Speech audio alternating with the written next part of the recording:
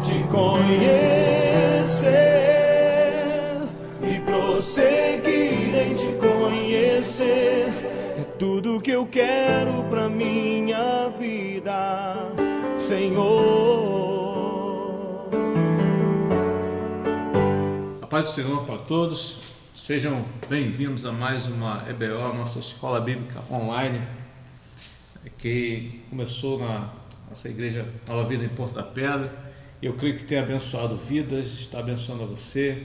Louvo a Deus pela sua vida, pela sua fidelidade, por estar sempre conosco, acompanhando nossos estudos e aprendendo juntos a palavra de Deus. E antes de começarmos o estudo que faremos hoje, o capítulo 2 da carta de Paulo aos Efésios, eu gostaria de citar para nós, para a igreja, para relembrarmos o credo apostólico que fala: creio no Deus único, onipotente, creio em Jesus Cristo, seu único Filho, nosso Senhor, que nasceu do Espírito Santo e da Virgem Maria, que foi crucificado sob o poder de Pôncio Pilatos e foi sepultado. Ao terceiro dia ressurgiu e está ao céu, à direita de Deus, de onde virá para julgar os vivos e os mortos. Creio na Santa Igreja, creio na remissão de pecados, creio na ressurreição da carne e creio na vida eterna.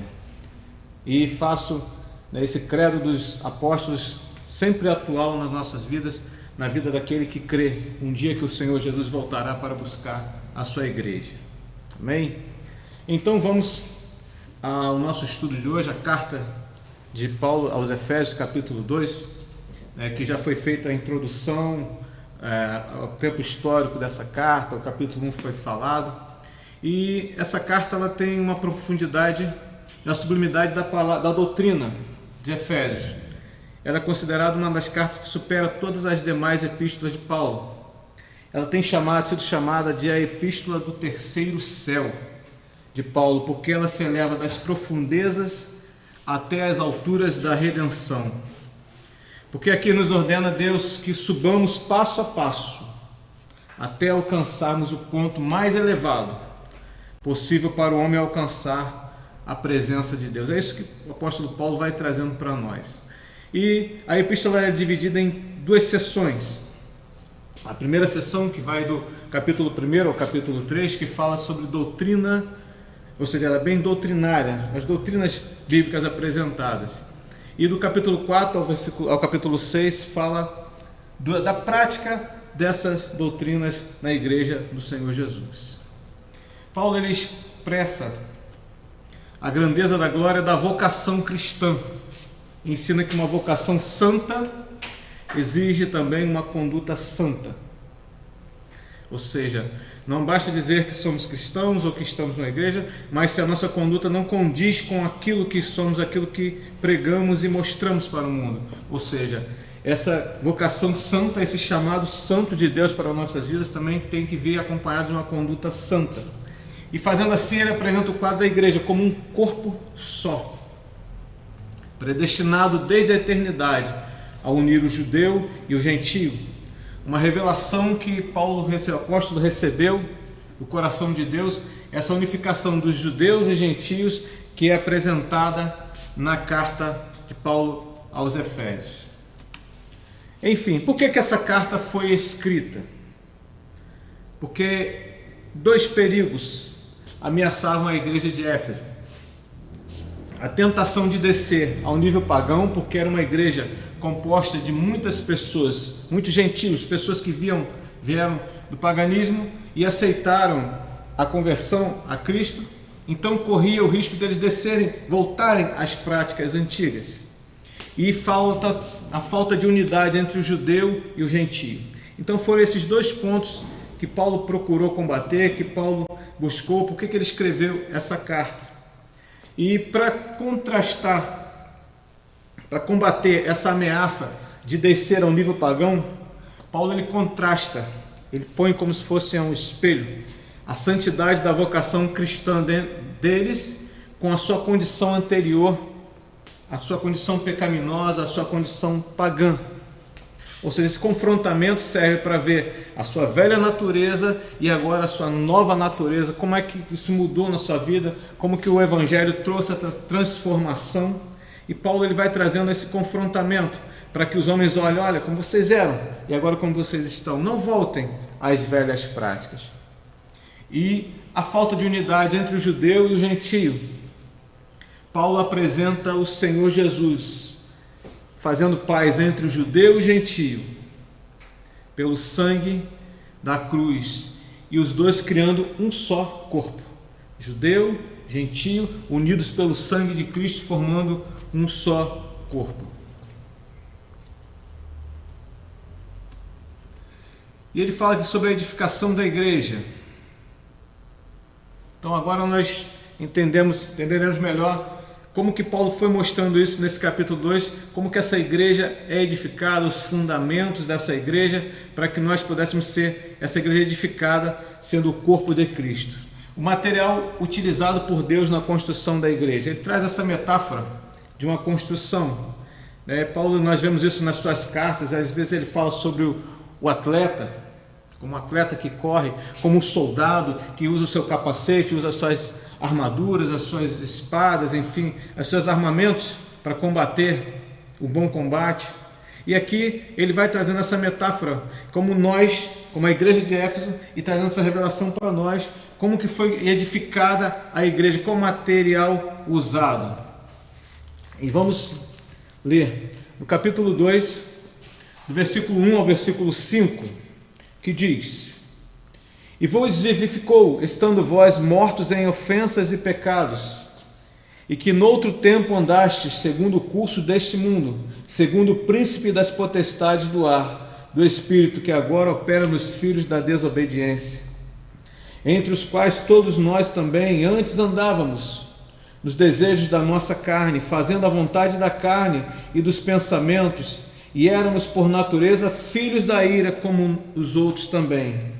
Mas Deus, que é riquíssimo em misericórdia, pelo seu muito amor com que nos amou, estando nós ainda mortos em nossas ofensas, nos vivificou juntamente com Cristo, pela graça sois salvos. E no versículo 6 ao 7, 6 e 7, Deus nos deu vida e nos fez assentar nos lugares celestiais, como exemplo de sua graça. Vamos ler, versículos 6 e 7. E nos ressuscitou juntamente com Ele. Olha como é que Paulo vai fazendo essa junção, de que nós, judeus, gentios e judeus, podemos nos juntar no corpo de Cristo, ou seja, na ressurreição de Cristo, no sangue de Cristo. E nos ressuscitou juntamente com Ele. E nos fez assentar nos lugares celestiais em Cristo Jesus, para mostrar nos séculos vindouros as abundantes riquezas da sua graça, pela sua benignidade para conosco em Cristo Jesus. Essa edificação, esse conceito, essa metáfora que ele vai trazendo, nós também vemos quando a carta de Pedro, primeira carta de Pedro, capítulo 2, versículo 5, vocês entendam, diz assim: vós também, como pedras vivas, sois edificados, casa espiritual, sacerdócio santo, para oferecer sacrifícios espirituais agradáveis a Deus por Cristo Jesus.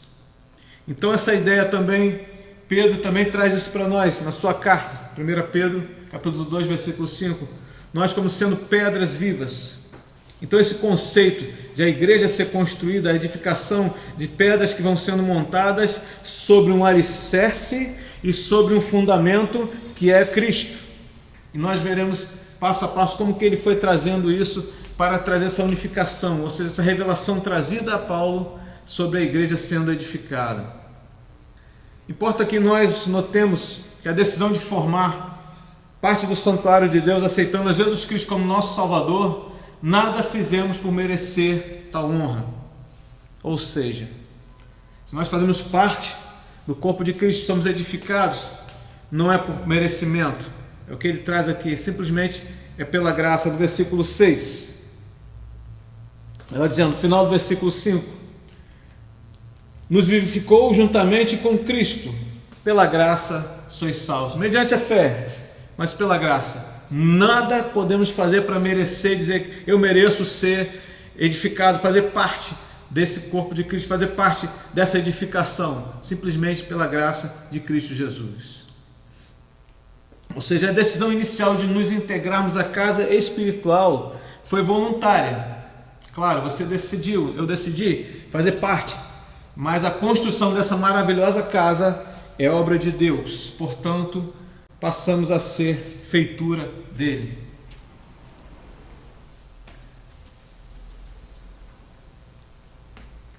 Efésios 2, do 8 ao 10. Porque pela graça sois salvos, mediante a fé, e isto não vem de vós, é dom de Deus, pois somos feitura dele, criados em Cristo Jesus para as boas obras. Coisa maravilhosa, texto lindo esse. Porque pela graça sois salvos, não é merecimento. Por mais que possamos fazer qualquer coisa para tentar merecer, alcançar esse lugar na construção da obra de Deus, na construção da igreja, não temos esse direito. É simplesmente pela graça, simplesmente pela fé em Cristo Jesus. É pela graça, criados em Cristo Jesus para as boas obras. E essa carta foi escrita aos crentes gentios, em que sua antiga condição, como nós já falamos, de pagãos, encontravam-se alienados de Deus e do povo de Israel. O Senhor Jesus veio à nação de Israel, e aqui nós vamos vendo que essas cartas de Paulo, elas vão alcançando as outras nações, alcançando os outros povos, e não foi diferente com os Efésios. E um ponto crucial que nós vemos, como que o Senhor Jesus, no seu plano de salvação, no seu plano de alcançar o mundo, ele usou Paulo como chamado o apóstolo dos gentios para alcançar essas vidas, porque os judeus, infelizmente, nunca se interessaram em evangelizar o mundo. Ao contrário, existia até uma certa hostilidade. Além do povo de Israel considerar sagradas as Escrituras, uma revelação dada somente a eles, achavam que eles eram detentores dessa revelação de Deus, que Deus era propriedade dos judeus e Yahvé pertencia só aos judeus. Então não tinha muita sensibilidade ou não gostavam de ver, de compartilhar, de certa forma, o seu Deus com outras nações. Mas Paulo ele veio aqui para quebrar isso. Por essa revelação dada por Deus, esse problema estava acontecendo na igreja de Éfeso, ou seja, alguns queriam voltar ao paganismo, existia essa hostilidade entre judeus e gentios, e Paulo veio para quebrar isso. Deus planeja diferente. Ele tinha na sua mente não uma igreja dos judeus, mas uma igreja universal. E é por isso que nós estamos aqui, nós fazemos parte dessa igreja.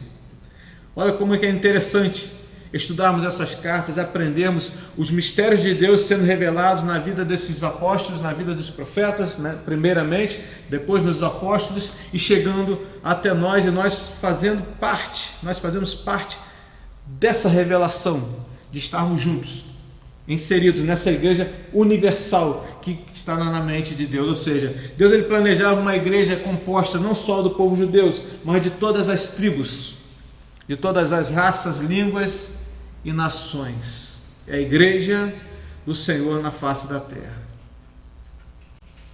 E Deus ilustra essa verdade com a parede de separação. Vamos ver o versículo 14. O que seria essa parede de separação? O que seria essa parede que separa os judeus dos gentios? Que barreira era essa que existia?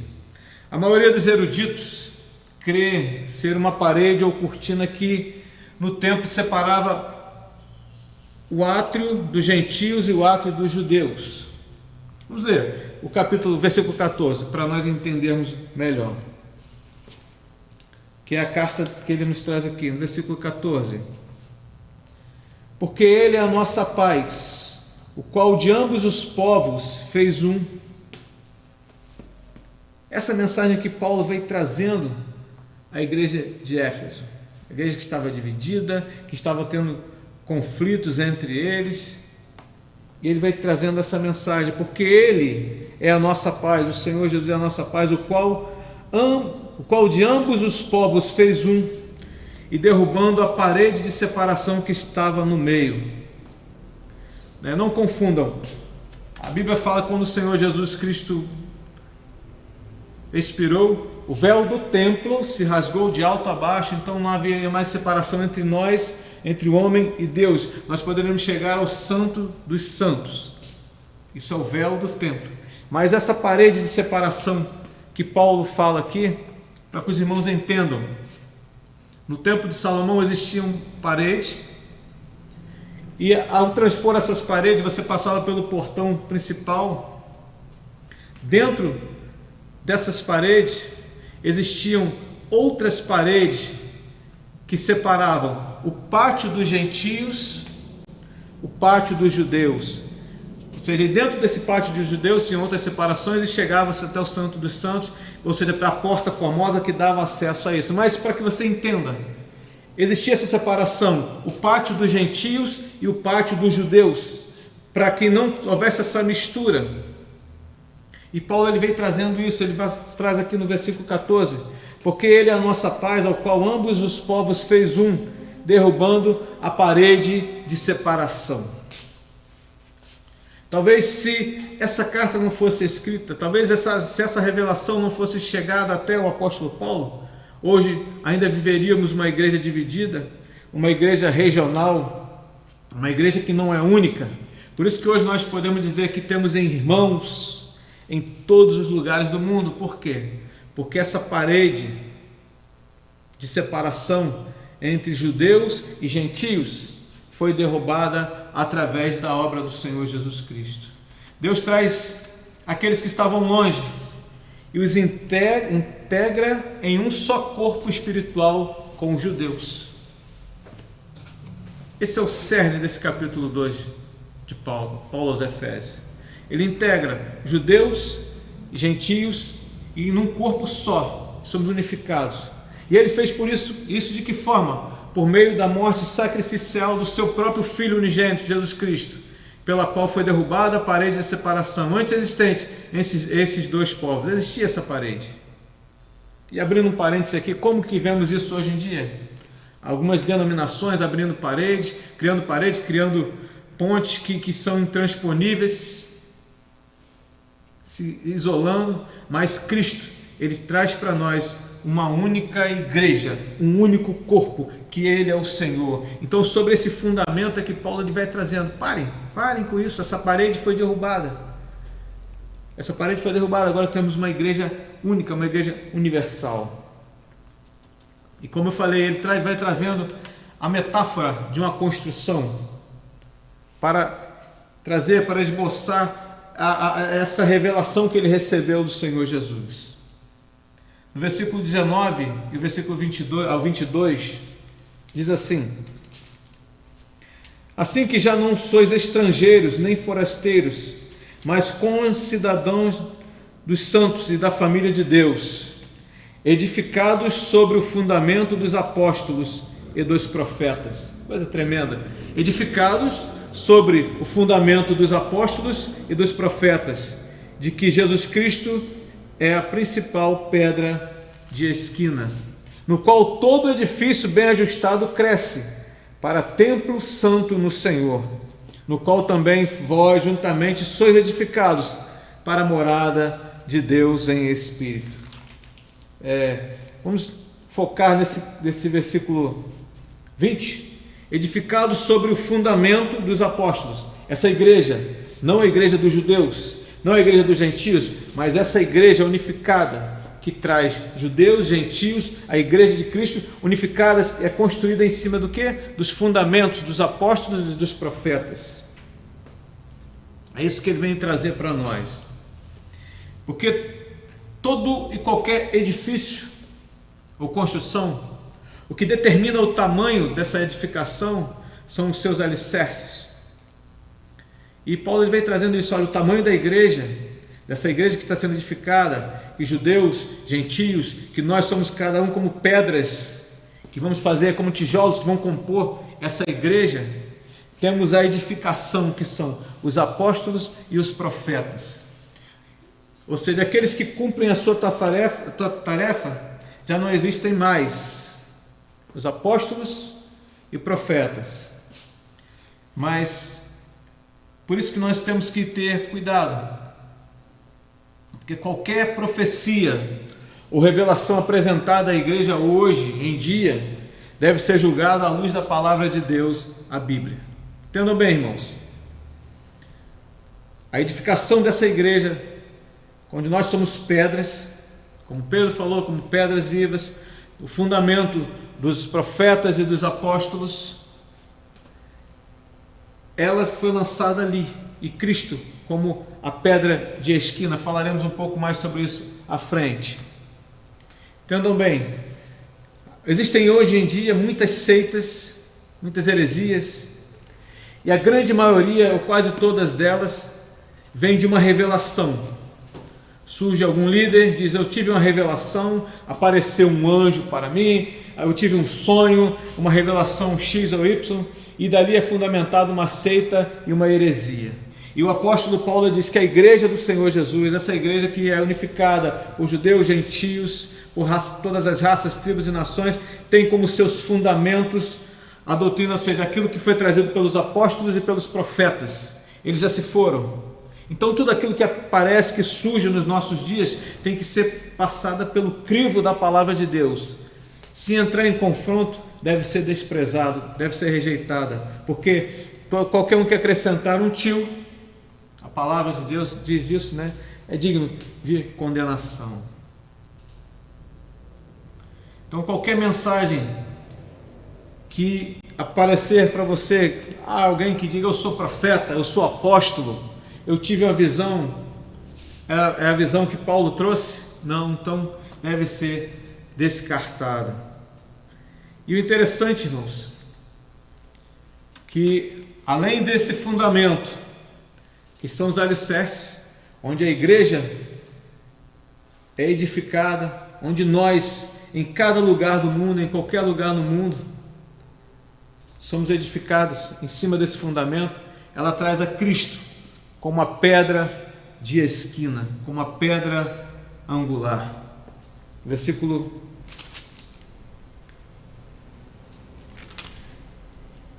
19, né? Diz: assim que já não sois estrangeiros nem forasteiros, mas concidadãos dos santos e da família de Deus, edificados sobre o fundamento dos apóstolos e dos profetas, de que Jesus Cristo é a principal pedra de esquina. A pedra, essa chamada pedra de esquina, ou pedra angular, é uma pedra que é colocada estrategicamente nas edificações, que usada muito naquela época para direcionar para onde as outras pedras, onde as outras edificações são posicionadas, são direcionadas. Ela que direciona o contorno daquela edificação. Coisa tremenda, coisa maravilhosa, essa revelação que Paulo recebeu. Fundamento dos apóstolos, tendo a Cristo como essa pedra angular, essa pedra de esquina, é uma pedra perpendicular que forma aquele ângulo de 90 graus, ou seja, o que direciona para onde que as outras pedras irão ser postas uma lá da outra, onde nós nos posicionaremos. Isso é que Paulo vem trazendo essa igreja, que nós somos agora concidadãos dos santos, não somos a igreja dos gentios ou a igreja dos judeus, estamos sobre o mesmo fundamento, sobre o mesmo alicerce, sabemos o tamanho da igreja, porque o alicerce dimensiona o tamanho dessa igreja, dessa casa espiritual que é montada. E até o salmista, no Salmo 118, versículo 22, ele fala: a pedra que os edificadores rejeitaram tornou-se a cabeça de esquina. Irmãos, a palavra de Deus é maravilhosa, é tremenda, escrita centenas de anos atrás, e aqui Paulo ele vai trazendo isso, a pedra de esquina, a pedra que foi rejeitada pelos edificadores, o Cristo, mas ele é a pedra de esquina, a pedra principal dessa edificação, que unifica a igreja, que lança onde são lançados os fundamentos da igreja, onde é lançado o fundamento de nós nos posicionarmos como pedras nessa edificação, para sermos habitados pelo Espírito Santo de Deus.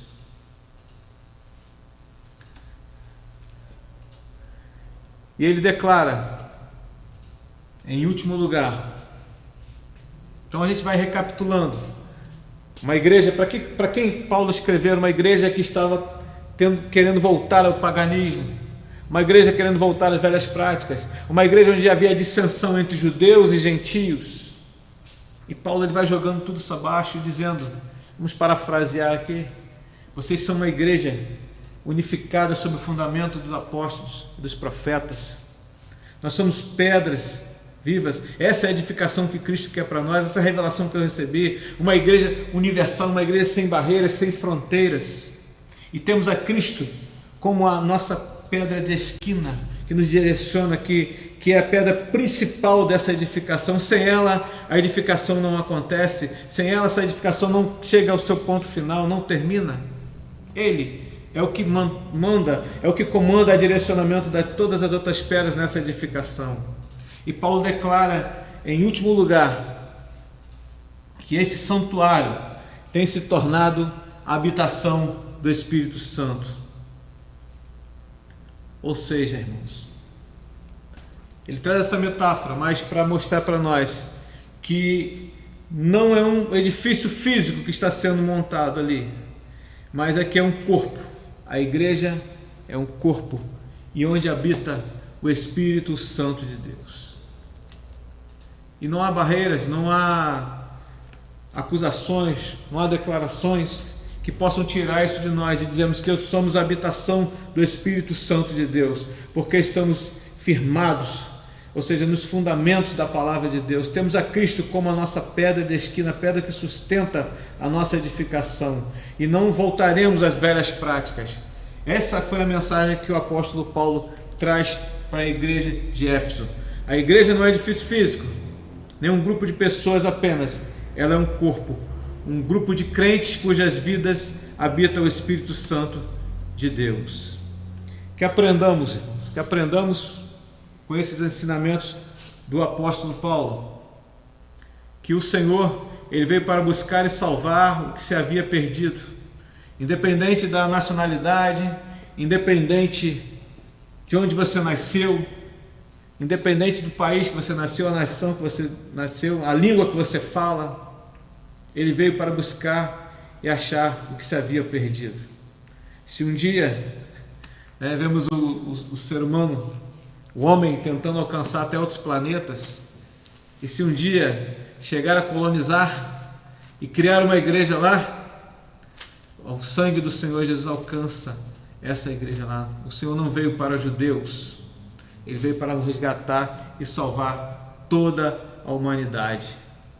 E mais do que nunca, nos dias que estamos vivendo, temos que reconhecer isso, porque somos um sacerdócio santo, fomos escolhidos por Deus, nação adquirida, povo adquirido por Deus, fomos comprados, unificados pelo sangue do Senhor Jesus, e nada pode tirar isso de nós, nada pode roubar essa condição que temos no Senhor Jesus. Como nós lemos no começo, o Senhor nos colocou em lugares celestiais, nos colocou em lugares eternos. No versículo 6, e nos ressuscitou juntamente com Ele, e nos fez assentar nos lugares celestiais em Cristo Jesus.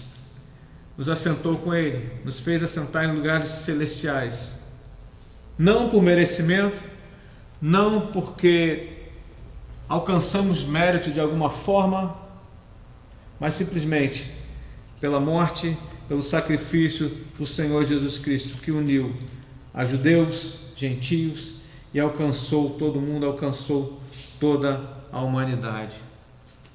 Partes separadas são juntas. Entenda bem, reconheça o seu lugar nessa edificação, reconheça o seu lugar como parte dessa edificação de Cristo, que Cristo passou para nós, deixou revelada através do apóstolo Paulo à igreja de Éfeso, para combater esses males que estavam tentando trazer divisão à igreja, tentando fazer com que a igreja não avançasse.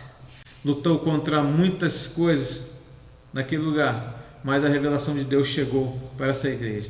E eu peço também que o Espírito Santo de Deus possa te abençoar, que o Espírito Santo de Deus possa revelar para você, que você consiga reconhecer também o seu lugar nessa edificação. Saiba de uma coisa, foi com alto preço que o Senhor Jesus te comprou.